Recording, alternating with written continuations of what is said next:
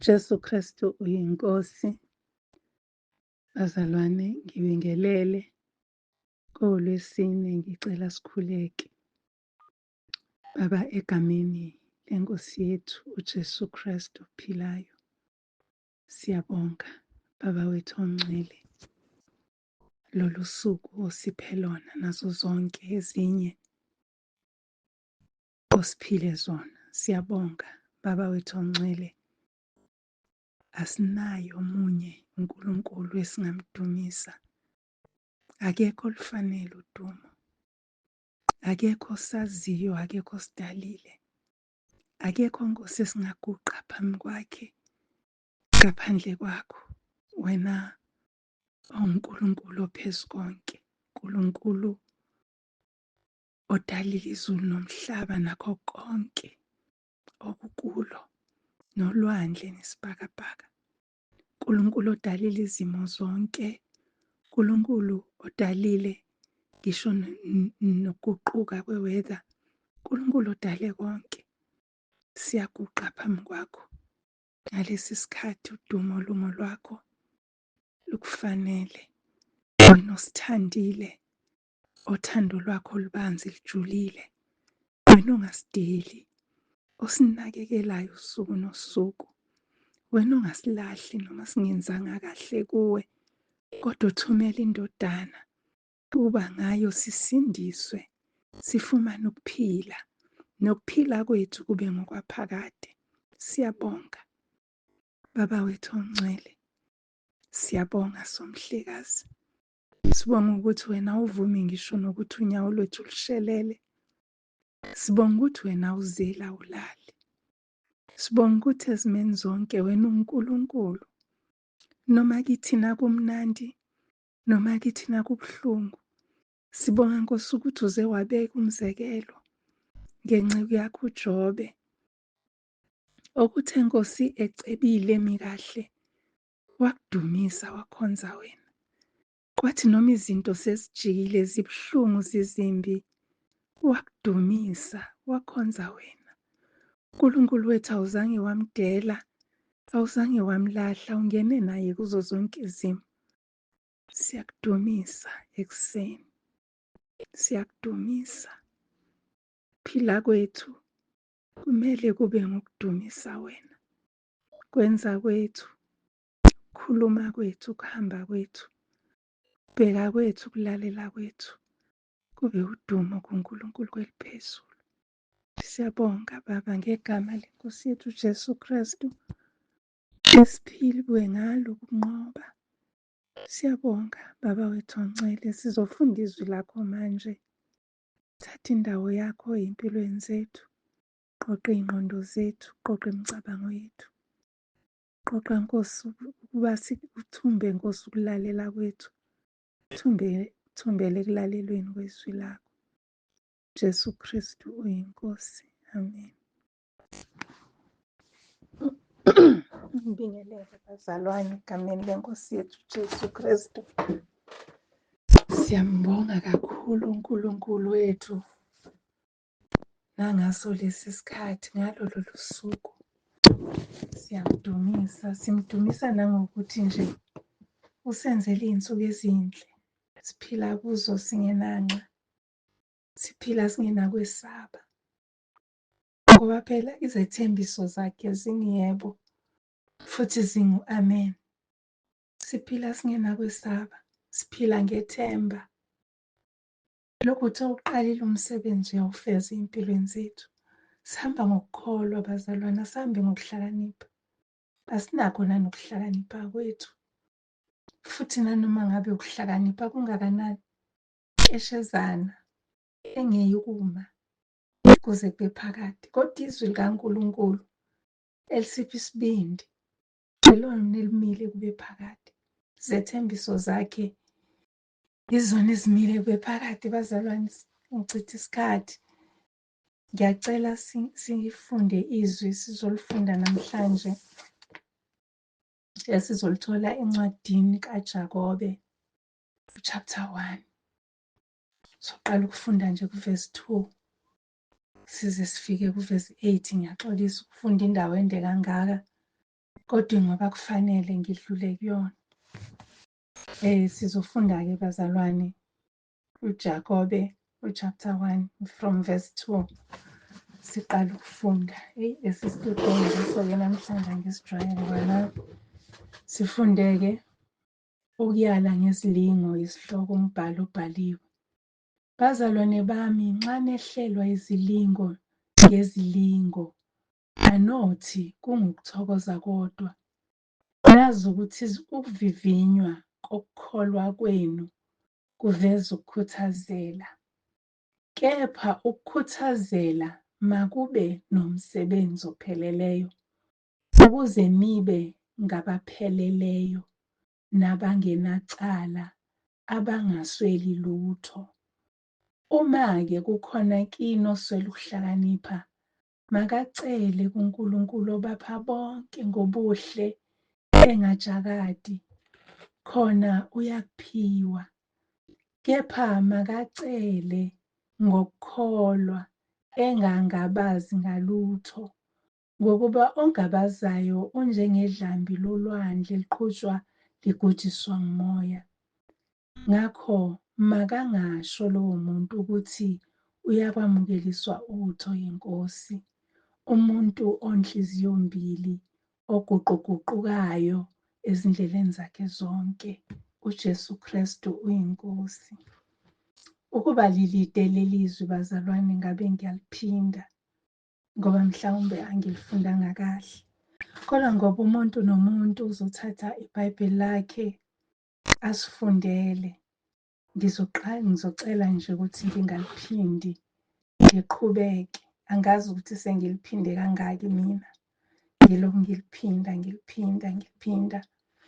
Kodwa-ke sizokhuluma ngalo bazalwane. Mina-ke isihloko ebengifisa ukusipha le nkonzo bekuyisihloko esithi khuthazela kunomsebenzi omkhulu, kunomvuzo omkhulu. Kodwa manje engisinikeziwe yiso lesi sibhalwe la esithi ukuyala ngesilingo. Ukuba bengikuya ngami bengizothi khuthazela mntakababa, khuthazela kunomsebenzi omkhulu. Uthi-ke uJakobe la uyala thina bazalwane ukuthi uma ngabe sehlelwa izilingo ngezilingo, asothi nje ukuthokoza kodwa. Ngiyayibheka-ke le ndaba yokulingwa.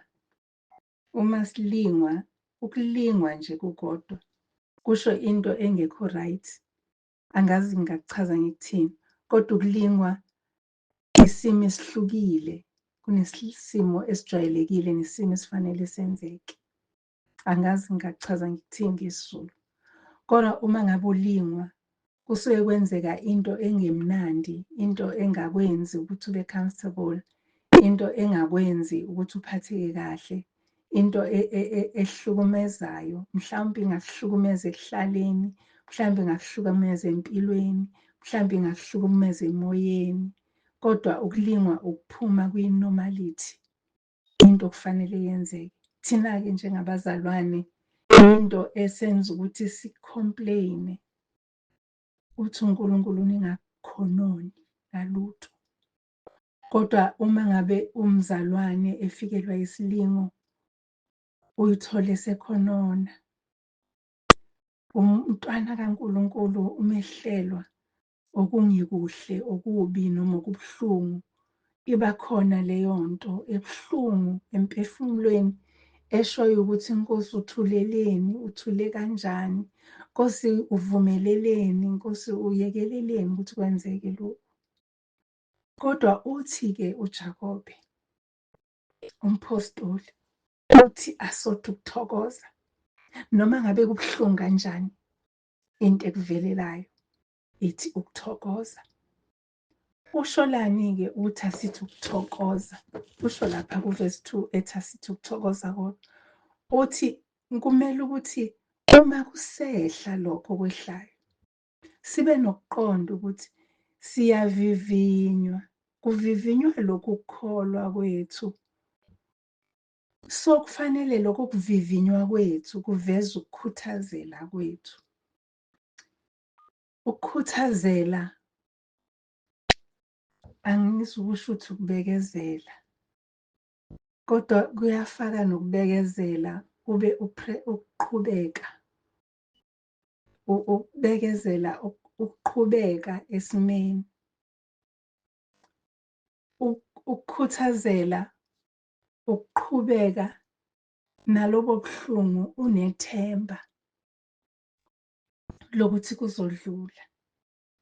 Ukukhuthazela ukuthi uthi lapho ube nethemba lokuthi ikhona into ezongikhipha la, ukhona ozongikhipha kulesi simo engikusona, and ngizophuma ngingenamiyocu, kunolokho ngizophuma ngikhulile.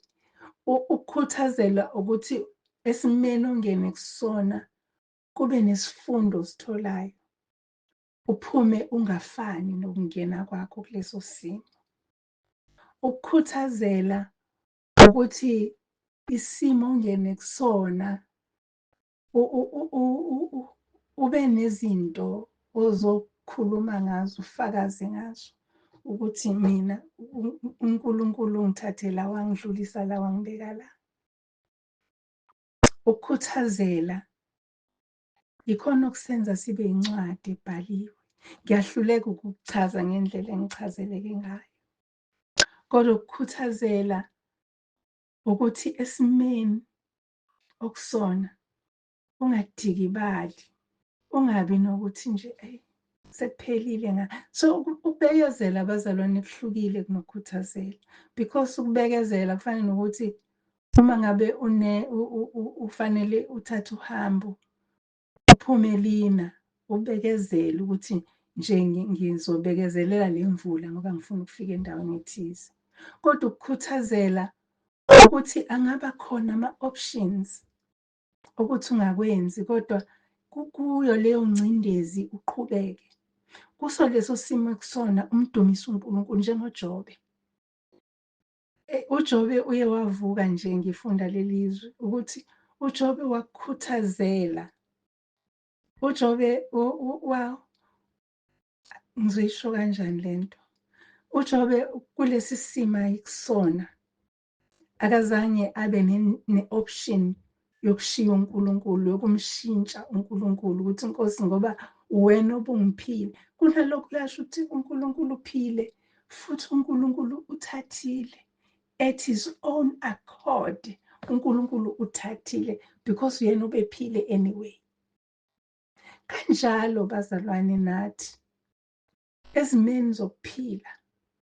Ngike ngaxoxa la ngelinye ilanga ngathula ufakazi, angazi noma kwakuyilani noma kwakuyisemagatsheni la sihamba khona, ukuthi ngake ngafika esimeni la ngangingabi nawo u-20 rand esikhwameni, kodwa wayelokhu uNkulunkulu.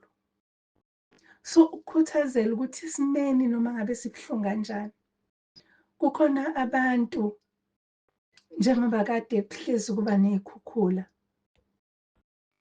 abahanjelwa yihlobo zabo, kodwa kukho lokho kuhamba kwehlobo babe nakho ukuthi Nkosi wena ubukhona, wena uyazi ukuthi kwenzekeni, wena ukhona, you are in control. Yingakho sisele thina ukuze sisho ukuthi sihanjelwe.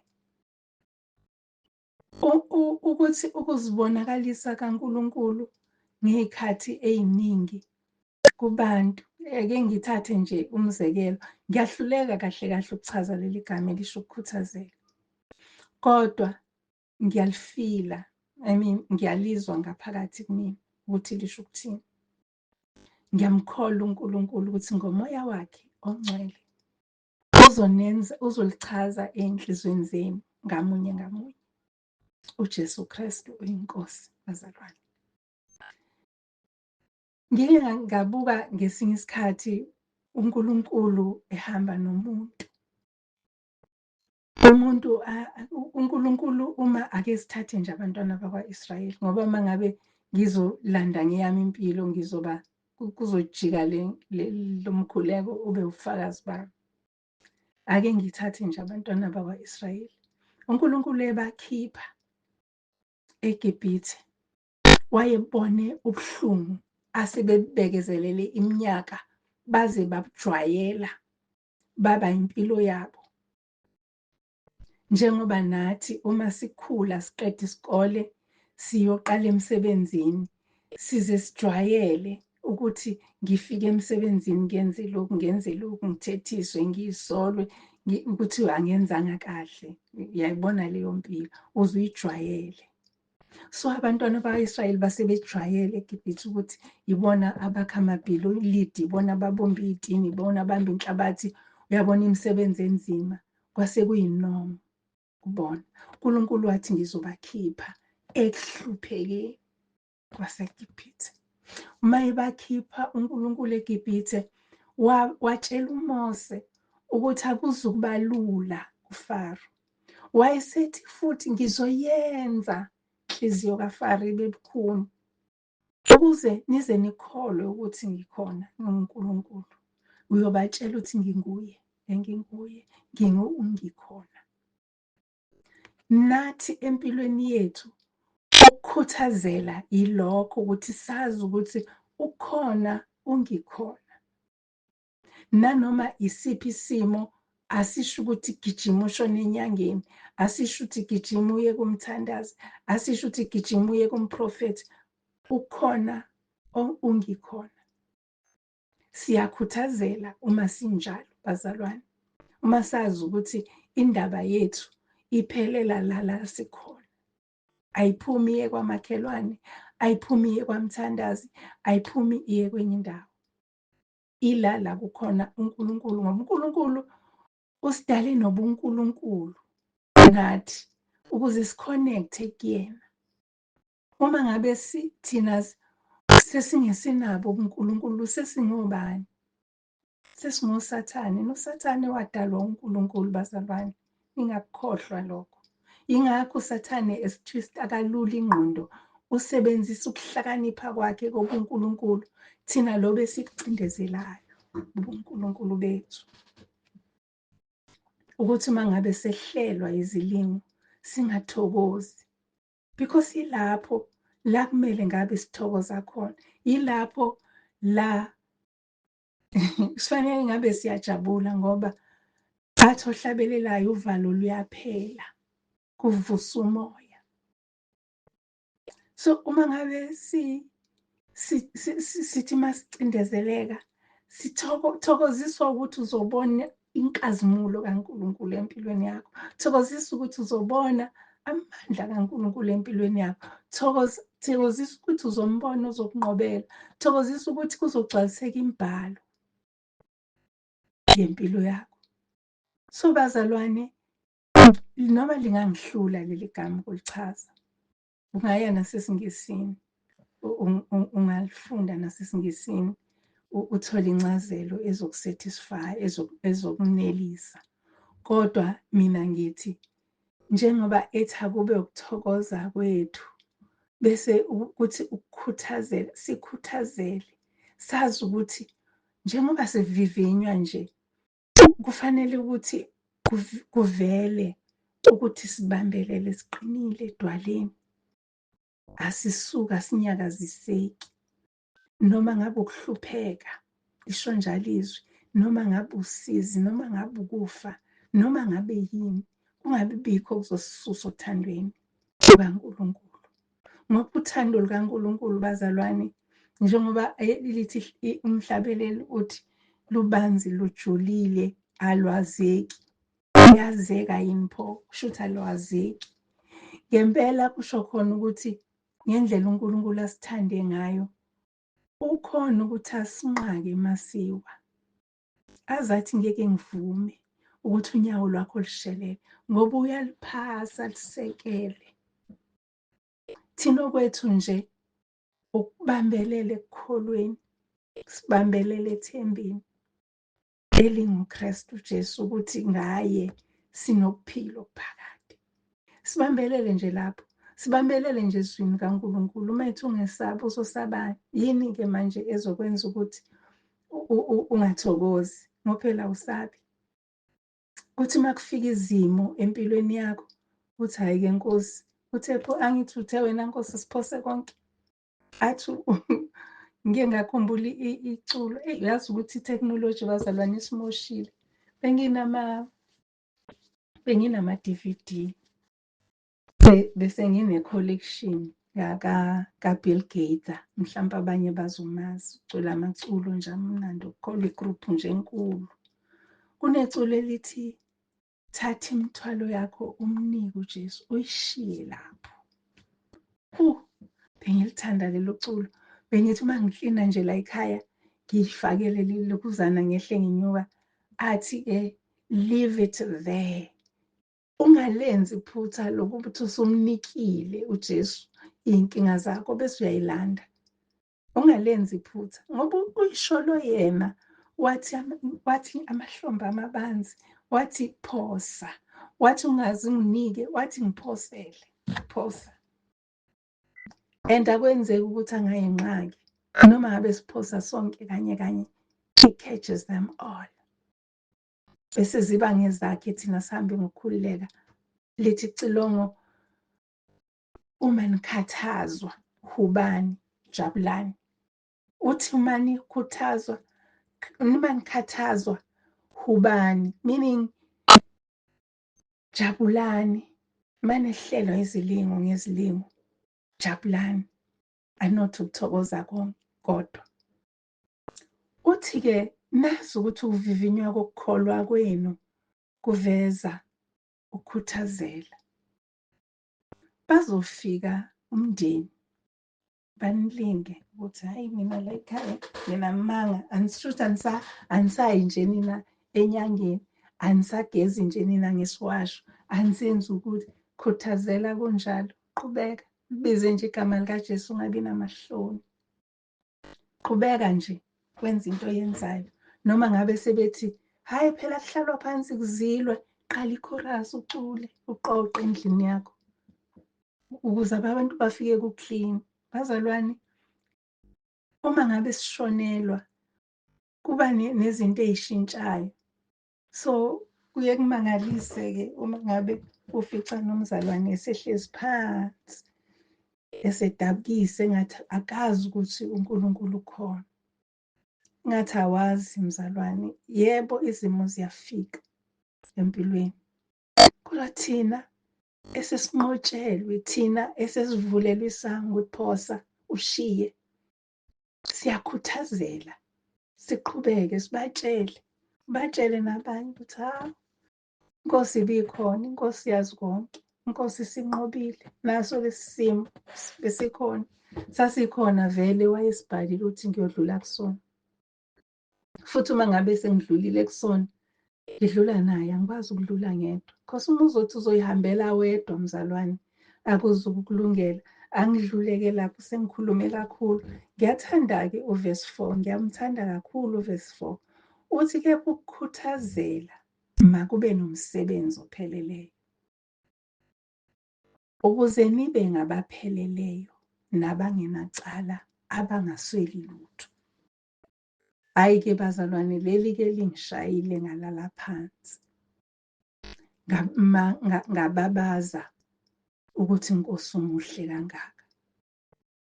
Uyazi ukuthi uma singena ekulingweni sisuke singaqedwa, kodwa sisuke sikhuliswa. Uma sikhuliswa sisuke silindelekile ukuthi asikwamukele ukukhula. Njengoba umntwana emukela ukushintsha igrade esikolweni, noma ngabe umthanda kanjani uthisha wakhe waleyo grade, kodwa uma ngabe sekuphela unyaka sekufanele akaye komunye uthisha wakwenye igrade, kufanele akwamukele lokho. Simukele ushintsho bazalwane. So uma ngabe singena ekulingweni kumele silindele ukuthi sizodlula la sesingasafani nasekuqaleni. Sizodlula la ukukholwa kwethu sekuthathe another level. Ukukholwa kwethu uma ngabe besingene esimeni sikwa grade 1 ngokukholwa, asiphume sesikwa grade 2 ukuze kubonakale, ukuze phela sibone le misebenzi yokulingwa kwethu. Ingakho bazalwane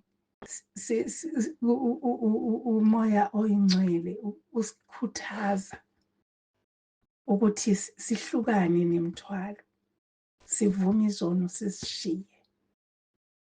Ngoba akufanele asikwazi ukunyukela kwenye level nomthwalo ofanayo. Asikwazi ukunyukela kwenye level sisindwa. So kubalekile ukuthi asizivume sizishiye ukuze la singena khona sizoba umnandi bangaleso sikhathi. Bese siubone lo msebenzi walokhu kulinga okudlulile. Ngoba uma ngabe uke wahlangana nobunzima, uba nokuqonda ukuthi okay, enhlizweni yami-ke kwavuka nje intshumayelo kababa umpostoli noma ufakazi ake abusho ukuthi wayehlezi ethi ukhipha amadimoni ngokuthi ngegama likaJesu. Uthi waze wafika la kwakukhala khona lonke uhlobo lwesilwane. Uthi wabathe ngegama likaJesu kwangenzeka, zangathula lezo y'lwane. Uthi waze wahlala phansi wambuza Nkosi ngenze njani? Yathi iNkosi landa amandla ami okugcina. Uthi mayese wabiziwe la mandla okugcina, uthi kwaba khona nje ukuthi khona okungafuni ukunyakaza. Uthi waze kwathiwa akasho ukuthi akhumbule esinye isikhathi la kwathiwa khona akhumbule ukuthi umoya wani akubize ngamagama athi ngamandla kaMoya oyingcwele owavusa iNkosi uJesu ekufeni. Angithi manje ekuhambeni kwakhe useyazi ukuthi whichever is stubborn kufanele ukuthi akabize lamandla okugcina akaMoya oyingcwele avusa ngawo uNkulunkulu uJesu ekufeni. So uma ngabe sikhula kushiwo into enjengaleyo ukuthi sizokhumbula ukuthi hayi lokhu sekulula ngoba ngizokushaya ngalokhu. Lokhu kulula ngoba sengifundisiwe ukuthi ngizoyilwa kanje impi. Ngiyamthanda uDavide empini ayeyiphuma ayozilwa. Wayengazilwi ngokuhlakanipha.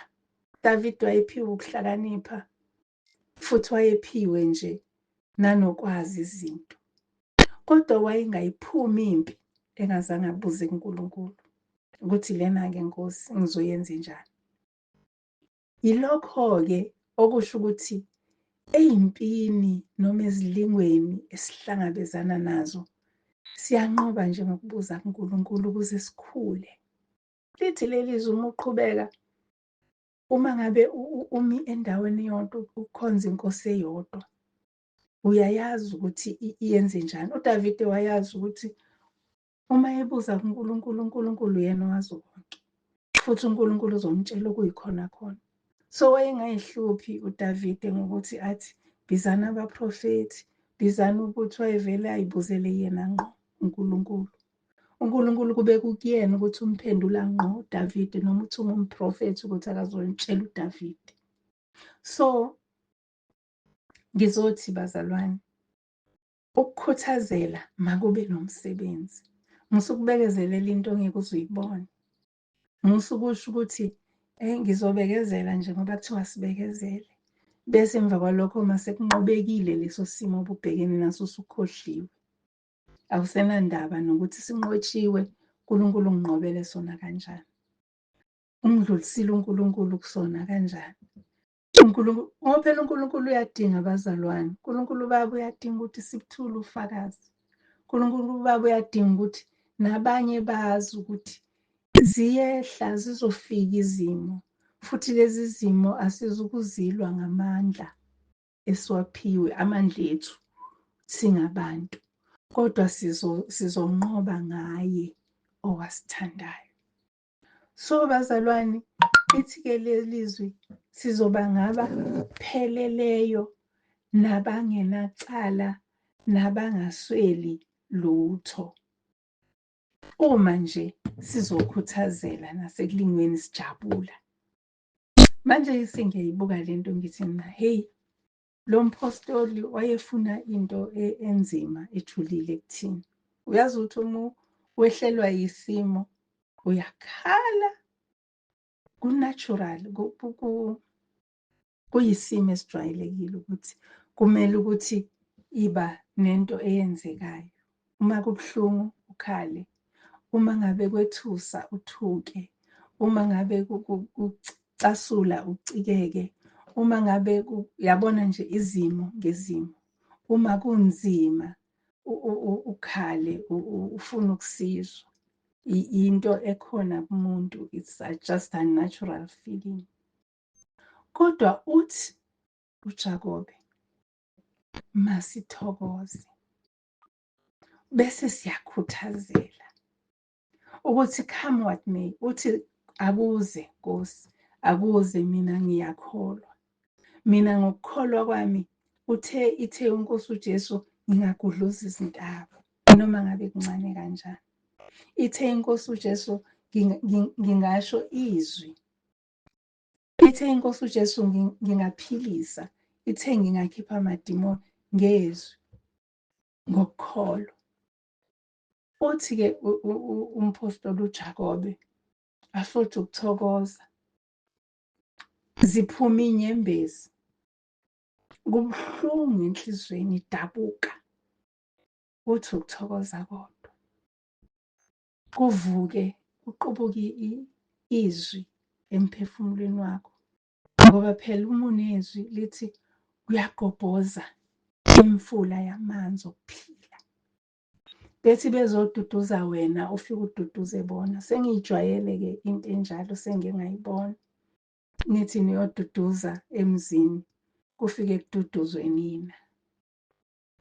Uyabona ukuthi kulowo muntu kusuke kugobhoza imfula yamanzi okuphila.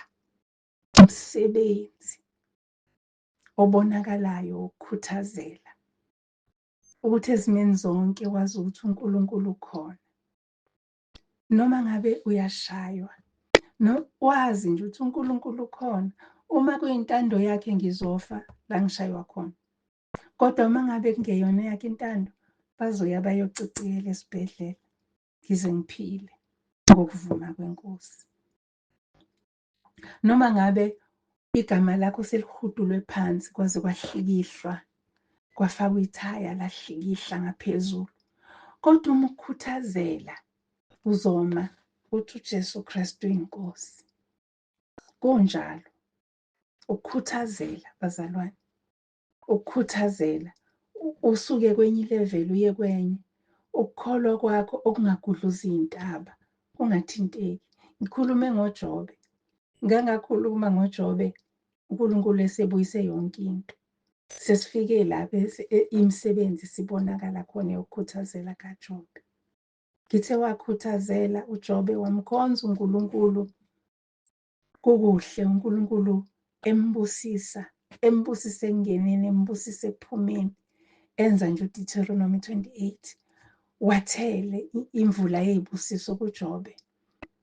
Uthe mangabe uSathane emshaya uJobe ekulingweni, uJobe wathi, ngiyazi ukuthi ukhona umhlengi wami. Wathi nje uyoma nami.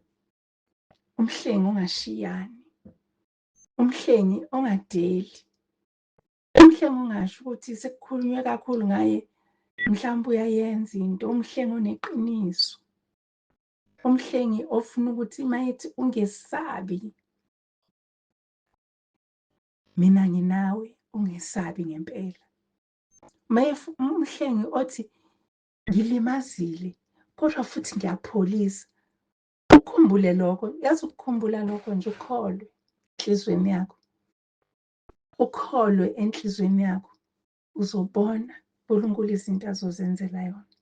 Ngiyathanda-ke masesiyekugcineni laphaya, sengihambe kangaka, evesini lokugcina, ukuthi uNkulunkulu akamuphi umuntu ongahlali endaweni eyodwa. Uma ukukholwa kwakho uzokulekelela ngezinto, uNkulunkulu akathokozi ngawe, futhi uNkulunkulu ngeke aze akuphe ukuthula, ngeke aze akuphe injabulo, ngeke aze akuphe zonke lezi zinto esiyithola lapha ngendlela ezokukhuthazela. Kodwa kufanele ukuthi uma cela kuye, ubonge kuye, nicele, nikhuleke ningaphezi kukho konke, nibonge uJesu Kristu. Inkosi angisayiqedanga kahle indaba yethu, kodwa nje ngiyacela siqhubeke siyifunde, sikhuleke, imnandi, iyaduduza, iyaqinisa, isipha isibindi. uJesu Kristu uyinkosi, sikhuleke. Siyabonga Baba izwi lakho, siyabonga Nkosi ukukhuluma kwakho, khuluma nathi ngamunye ngamunye, usicacisele ibanzi lendaba ijulile, yendlale ey'nhliziyweni zethu sisayifunda. Nkosi, sibone ukuthi alikho iphutha kuwe, sibone ukuthi ungumhlobo wangampela, ayikho injabuliso nenkohliso kuwe. Sifakaze ngobukhona bakho ey'mpilweni zethu, sibonakale ekungeneni nasekuphumeni ukuthi ngempela asihambi sodwa. Ukhona lo sibhekile, ongazeli ongalali, umhlengi wethu, oyoma nathi kuze kube sekwahlulelweni, umhlengi wethu ongasibaleli ngisho namaphutha ethu, ongavumi nokuba unyawo lwethu lushelele. uJesu Kristu uyinkosi, uJesu Kristu uyinkosi, uJesu Kristu uyinkosi. Amen. Siyambonga-ke uNkulunkulu, bazalwane. Sisazophuma-ke sonke siya ey'ndaweni zokukhonza emaphasikeni.